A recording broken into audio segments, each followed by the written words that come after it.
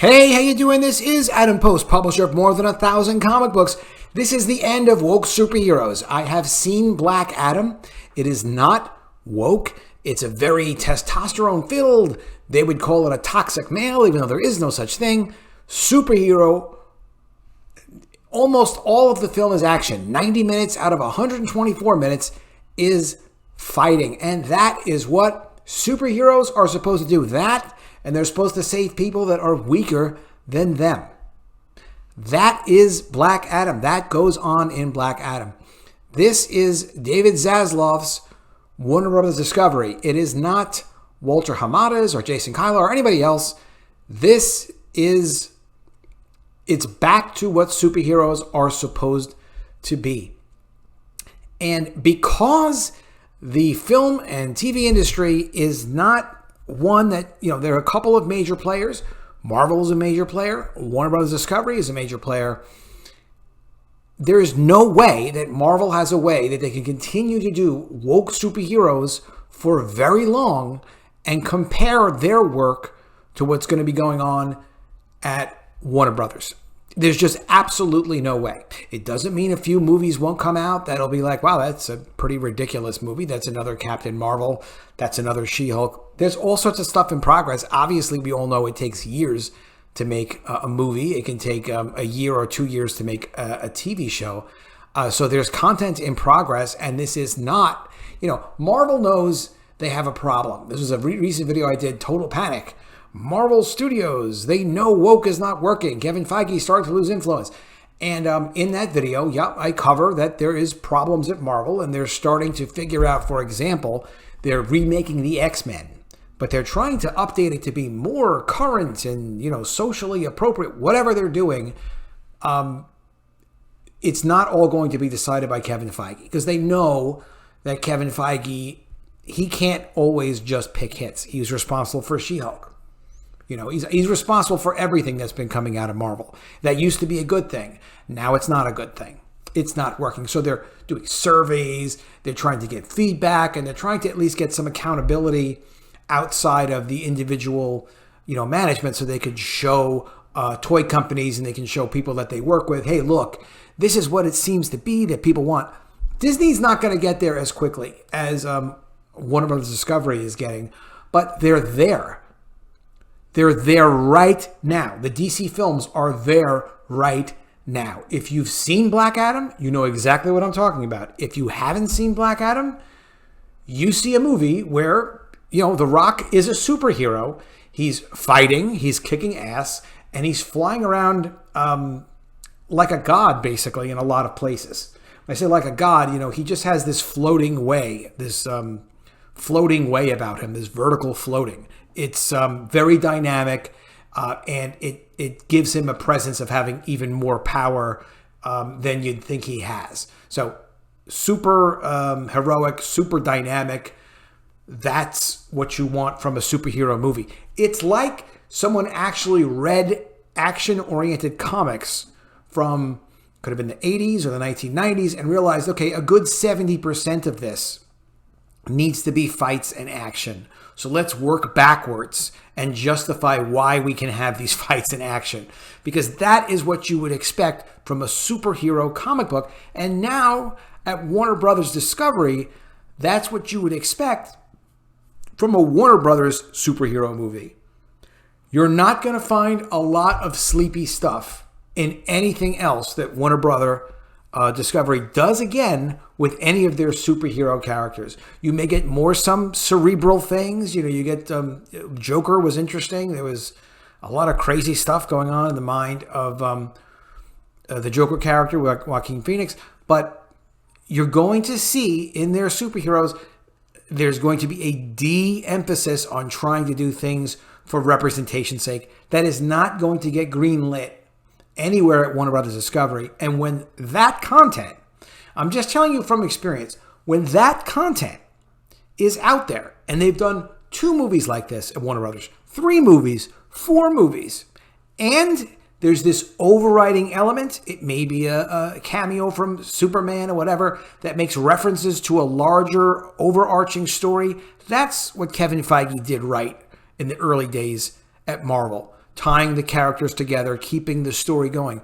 When you see that going in the DC films, you're going to see tremendous financial success, one after another, after another, after another. And once they've had about 3 or 4 of those in a row, it's going to be obvious that, like it used to be at Marvel, it's a money printing machine. Unlike where Marvel is right now, where they've literally destroyed the theatrical potential of the Star Wars brand.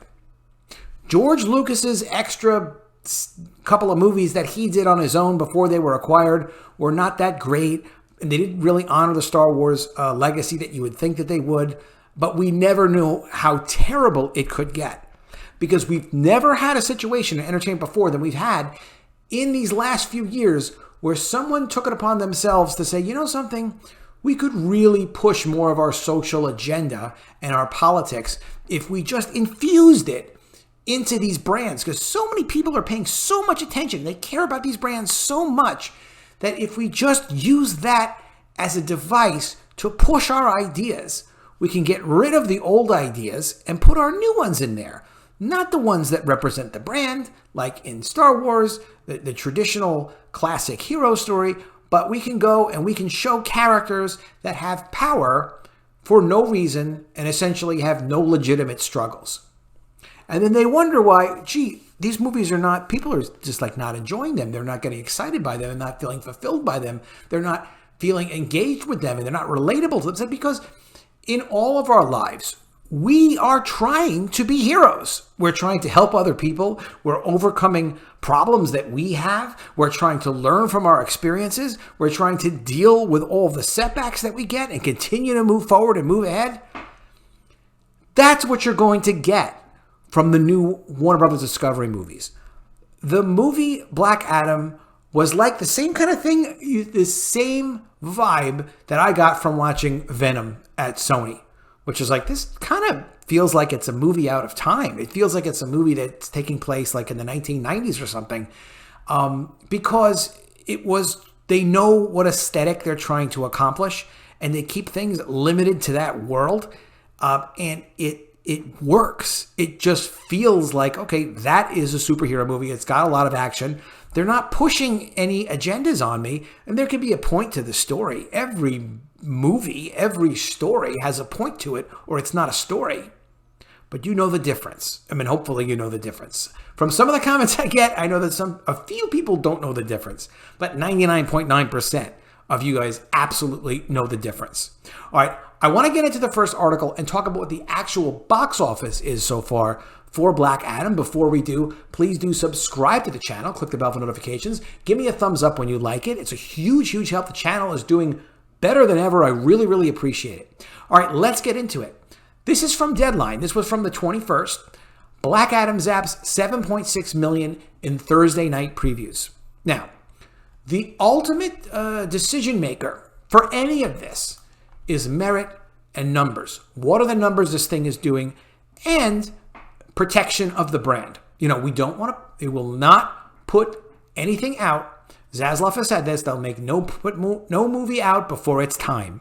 And also to say we will not put a movie out that's not made up to our standards that could potentially damage any of our brands. We will not do that. And the reason they're doing that is because they obviously understand that the value of the intellectual properties that they have, the thing that makes them a viable global intellectual property company, which is what they identify themselves as, and what even as Discovery was always striving to be that before they did the merger with Warner Media, what makes that work is that the brands are what you expect. Because I always say this, a brand is a promise. The promise can't be subverted. So when you go to see a Black Adam movie, you go to see a Batman movie, you go to see a Wonder Woman movie, it has to be what you think it's going to be without any heavy-handed junk thrown in there. The first Wonder Woman movie, ideal for that. Really well done, perfectly cast, excellent movie. Doesn't have to be a 10 out of 10. Anything that's a 7 out of 10, and they got a winner. The sequel to Wonder Woman, unfortunately not as much, under bad management. And I would certainly hope, and I would certainly expect, that they're going to rein in all of Patty Jenkins' bad tendencies from this Wonder Woman sequel and not allow that to happen again in Wonder Woman 3. in the first article coming from Deadline. Okay, so it's 7.6 million. Is that a lot of money? Well, it seems like a lot of money. It's more money than I made on Thursday, but here's how I'll give you a business trick. Here's how you figure this out. Comps. What's comparable? What other movies did Dwayne Johnson do, and how much money did they do on their opening preview night? All right, so good question, Adam. Well, I've got the Black Adam answer. 7.6 million at 3,500 locations. Okay, well, the superstar had previous preview nights for Fast and Furious 6 at 7.5 million. All right, so that's a little less. Obviously, a phenomenal franchise. Hobbs and Shaw for 5.8 million. Jumanji: The Next Level, 4.7 million. San Andreas, 3.1 million. And Rampage, 2.4 million. So this is at least a very good start for Black Adam. Fans always come out on Thursday night. Let's hope it keeps up. And it did keep up. That's going to be a subsequent article that we look at. Interestingly, critics watching the movie gave it a 43% rotten ratio. Okay. And the audience score, though, was 88%. Now, why is that? Well, the people who are the critics, as you've seen in other movies before, I'm sure, are looking for something else from the movie. I mean, you'll see, because I'm going to give you a hater review. I've got a hater review. This hater review is right here, talking about their disappointment and what they didn't like about the movie. That's fine. But I'm telling you, I'm a comic book fan for probably longer than any of these haters are, and longer than these critics have seen. It's a comic book movie. This is what a comic book movie is supposed to be. A lot of physical action, very dynamic, with some small story stuff interspersed throughout. But in the minority, a very small amount of it. So it's basically this movie, which is supposed to be 90 minutes of fighting, 124 minutes total, some personal interactions and tying together of the story elements that essentially allow for the fights to happen and the conflicts. And, you know, that's in this minority of the time. So 2% is fights. You're going to see a movie with Dwayne "The Rock" Johnson. You want 72% fighting if it's a superhero movie. You don't want 5% fighting. Other comps Black Adam is besting so far include F9 at 7.1 million, which Johnson didn't star in, Ant-Man at 6.4 million, Shazam at 5.9 million, No Time to Die at 5.6 million. F9 opened to $70 million May 20 of 21, with the rest of those comps debuting in the $50 million range. So the tracking is at 60 million plus. This is as of Thursday night's results for its first frame, cooling down from its $70 million number. So 60 million to 70 million, something like that. That's what they were saying. Now, in the first opening day, it generated a total of 26.8 million total. So they're still on track at that point to gross $62 million. Okay. The movie cost, look. Some competitors are projecting the superhero film will gross $62.2 million in its opening weekend, which would mark the first wide release to debut above $50 million since Disney's Thor: Love and Thunder, which bowed to $144 million in July. And Love and Thunder, which was a woke superhero movie, had a 70% drop-off in its second week and started to fall apart. And why was that? A couple of reasons. Because they made it woke was number one. But then because it was woke, because they had to have the female Thor, because of that, there's not going to be positive word of mouth, and there aren't going to be people that are excited to see it again. There's such a visceral experience to watching physical action from superheroes on screen, especially with the soundtrack. Excellent soundtrack in Black Adam. Excellent. Really well done. You do want to see the movie more than once. So you'll see a movie like this do very, very well for what it is. I don't know if it's going to do as much money overall as Thor: Love and Thunder. I know it's going to be what they consider to be a success. So now it's the $60 to $62 million that they're expecting to do. Dwayne Johnson's best opening as a leading man, and that's it. That's where they're at so far. This is The Rock's best opening as a leading man. It's very successful for him. It's successful for DC. And this movie, unlike Love and Thunder, is done completely as an appropriate comic book movie. High testosterone, lots of action, very dynamic. There is a sequel that's ready to go. This is coming from Cosmic Book News. My friend Matt McCloyne, great website. Black Adam sequel ready to go. And you see this at Warner Brothers Discovery now. The same thing happened with Flash. They have the second script ready for Flash 2. It's probably not going to be Ezra Miller, unfortunately. Did a video about that the other day. I say unfortunately because it's hard to see someone lose such a big opportunity like that just because they have a messed up personal life. But he does have a very messed up personal life, Ezra Miller does. So the sequel for Black Adam's ready to go. Are they going to do a sequel? Who knows? Obviously, you have to see how the first movie does and then see what plans are in the future. We also know that The Rock would love to do a Superman versus Black Adam film.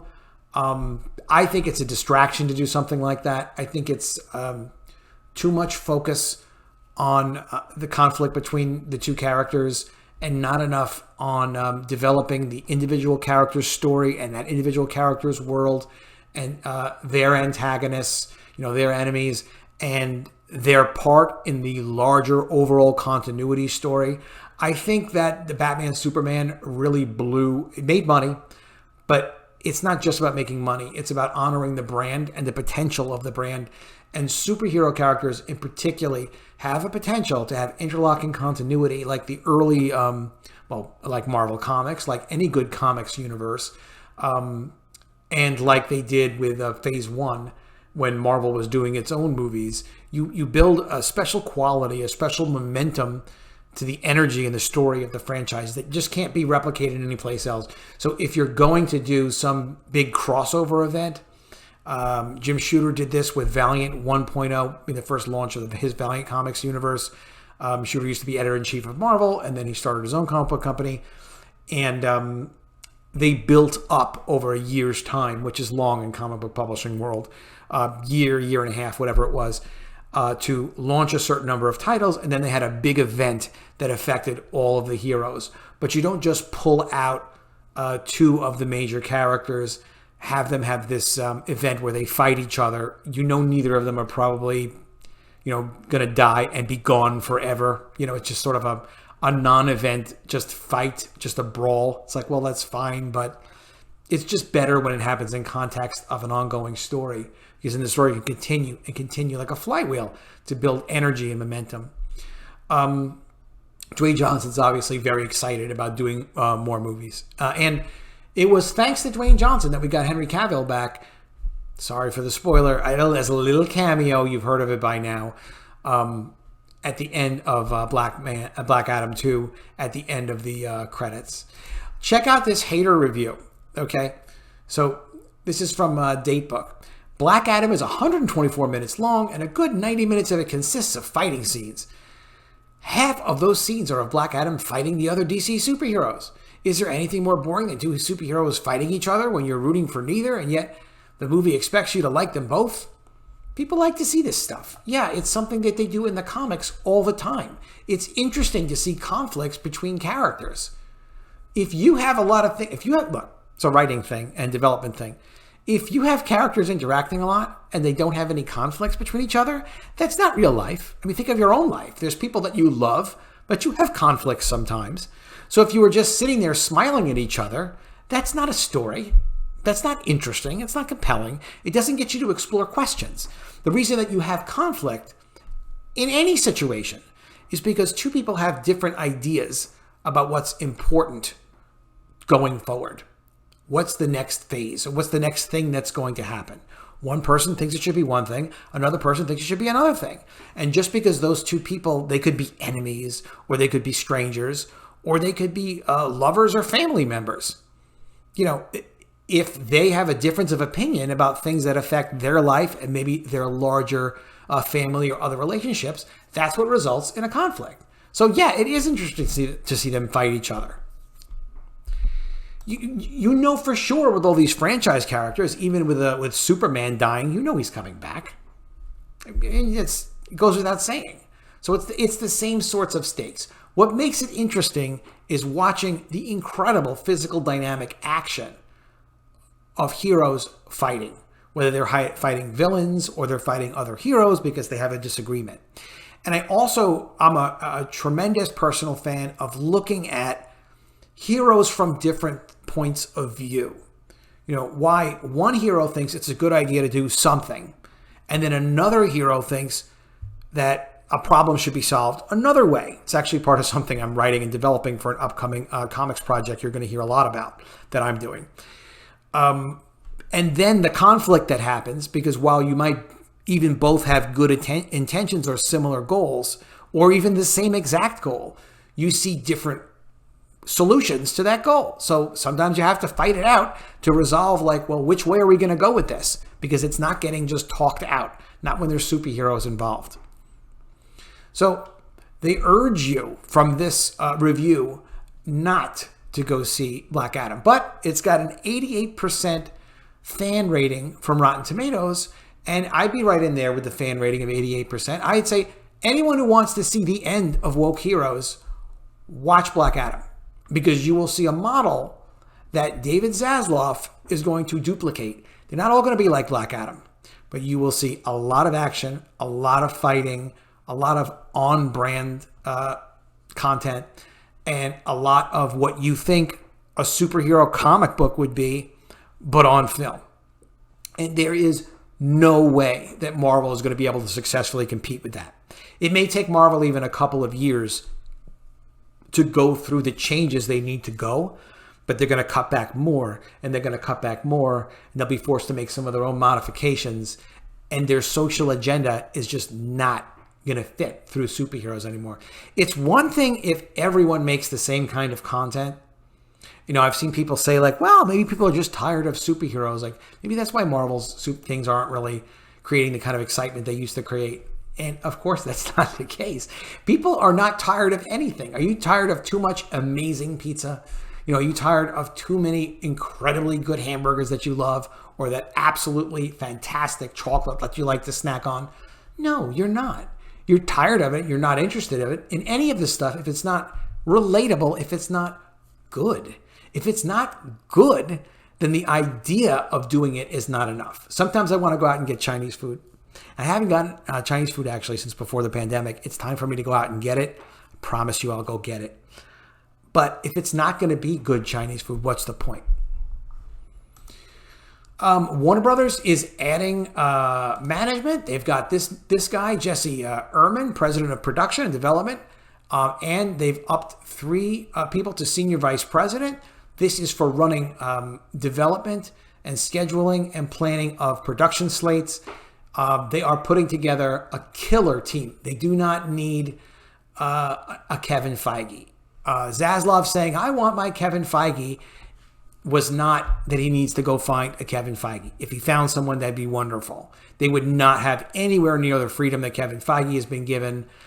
In any case, they would just be an expert who would know film and TV production as well as know the comic books over at DC.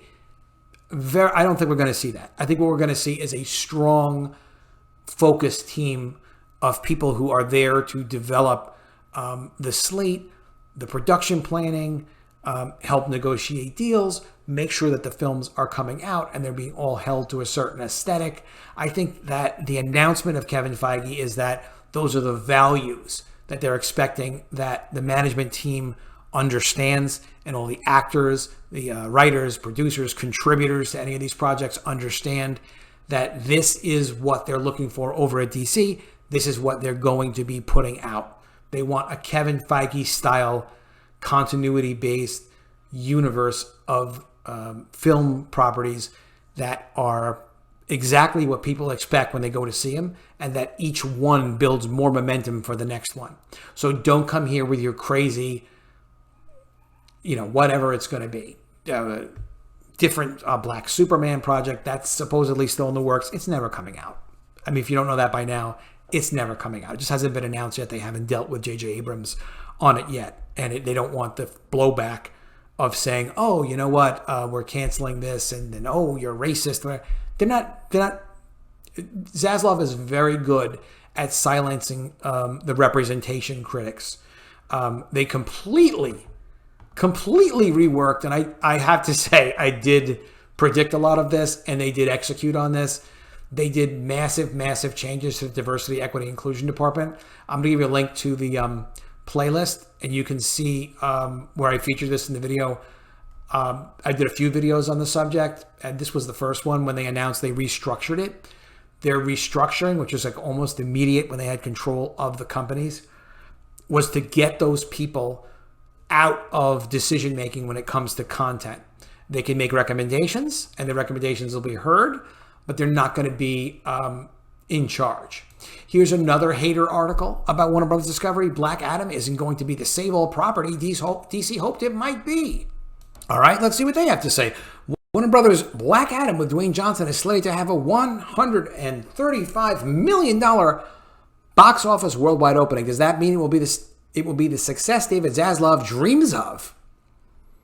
Plus, what does the exit of DC Films' head mean for the company? Kim Masters and Matt Belloni look into these questions. You know, I mean, they go on and on and on, and they try to dog the company. Okay, Black Adam is a very important thing for Warner Brothers Discovery, the DC properties of this great iconic character. Superman, Batman, Wonder Woman, all of these characters are the most famous in the comics world in a way, but they're always lagging behind Marvel, and they struggle to match Marvel. Does it start to change the perception and make DC the success that David Zaslav dreams it will be?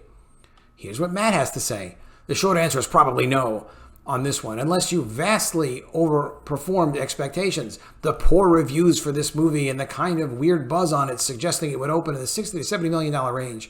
Not terrible, but not bad at all. Not certainly in the Marvel range that I think David Zaslav would hope that these $200 million DC movies would play in. And it is true that their budget was $200 million for Black Adam. I don't think Black Adam is going to be the save-all property that they hoped it might be. But the truth is it is. Because it's a proof of concept that if you make a male superhero the way you're supposed to do a male superhero, and you produce an action-oriented film with a big story, and it's a very big story, meaning that there are a lot of actual conflicts taking place. It's not like two people arguing about, lunch or a small fight. This is a world-changing potential situation that Black Adam is dealing with. And it fits well as a superhero film as part of a larger story. It's a massive win. And it would be very easy for Zaslav to tell future executives and other contributors to say, look, your film has to fit like Black Adam fits. High action, exciting. It's got to feel like a comic book on film, and it certainly does. Who runs DC Films now? David Zaslav, the head of the company, has been looking for someone to run DC Films. Walter Amato, who had been running DC Films, has left. Who runs it? Essentially, Zaslav is running it with Michael DeLuca and Pam Abity. That's who's running it. DeLuca is known as someone who's a huge comics fan and really understands comics well. He also understands films well. They have more than enough management now to do whatever DC movies they want to do. There are several projects in play. Flash is coming out. Obviously, we know Man of Steel 2 is something that they're very interested in doing. They don't have a writer for it yet. But they've got multiple projects coming, and they know what they want to do, and they know how to message to the audiences what to expect. And we're supposed to also see Henry Cavill again in the Flash movie. So I think there's a lot of exciting stuff coming up. I think this is the beginning of the end of woke superheroes. Again, I don't see Marvel is going to see this. Even if it did $1 billion, you're not going to see Black Adam and say, okay, well, let's just make all our movies like that. But they're going to start to see that what they're offering, the She-Hulk sensibilities, Captain Marvel, the Ironheart, the female version of Iron Man, it's not going to play. It's not going to work. And even if they don't catch on, the market's going to decide.